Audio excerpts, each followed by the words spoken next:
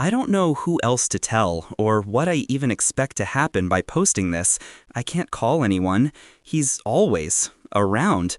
I'm writing this on my phone, huddled in my closet, hoping the sound of the old house settling will cover the frantic tapping of my thumbs. I feel like a little kid again, hiding from monsters. The difference is, this time, the monster thinks it's my dad. Let me back up. I'm 23. I live with my father. It wasn't the plan, obviously. College, job, my own place, that was the plan. But the economy is what it is, and my mom passed a few years back, and he was getting on in years. He's retired, and his pension is just enough to keep the lights on in this old house. It wasn't a bad arrangement. I'd work my shifts at a warehouse downtown, help with bills, and he'd potter around, watch his old movies, and complain about his back. We had a rhythm. It was quiet, maybe a little lonely, but it was normal. The change was so gradual I almost didn't notice it. At first, it was just nice.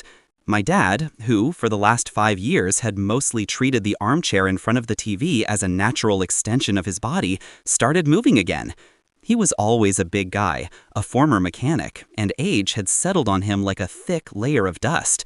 But suddenly, the dust was gone. It started about a month ago. He went down to the basement to fix a leaking pipe. I'd offered to do it, but he insisted. "Still got some use in these old hands," he'd grumbled, a familiar refrain. He was down there for hours.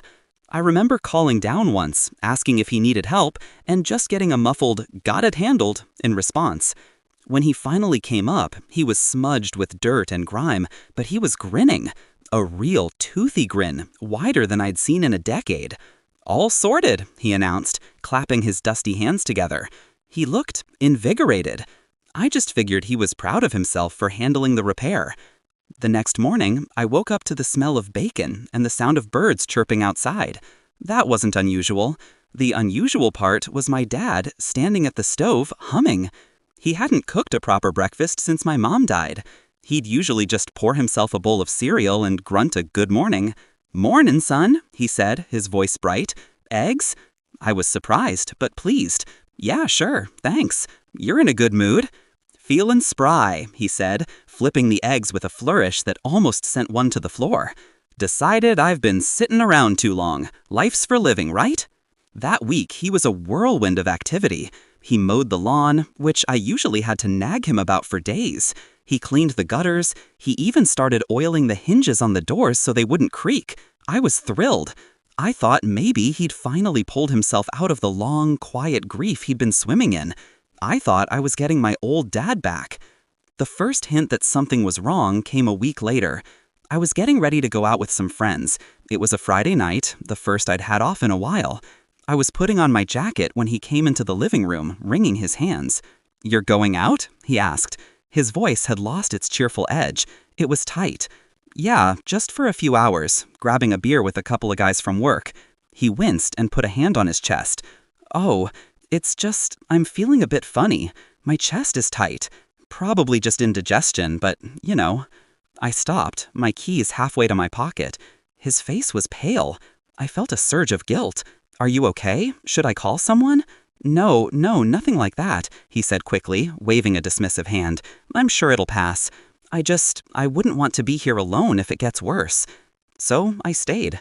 I took my jacket off, ordered a pizza, and we watched one of his old black and white westerns. His chest pain seemed to magically disappear the moment I sat down on the couch. I was annoyed, but I told myself he was just getting old and anxious. The next time I tried to leave, a few days later, it was his back. He claimed it had seized up so badly he couldn't get off the sofa to get a glass of water. I spent the evening fetching things for him, rubbing his shoulders, and listening to him groan. The moment my friend called to ask where I was and I said I couldn't make it, he suddenly felt a little bit better and managed to get up to use the bathroom on his own. It became a pattern. Every single time I made a plan to leave the house, for any reason other than my work shifts, he would develop some sudden, debilitating ailment. A migraine, dizziness, a stomach bug. It was so transparently manipulative that I got angry. We had a fight about it. "I can't be your prisoner," I yelled one afternoon after he'd faked a coughing fit to stop me from going to the grocery store. "I need to have a life."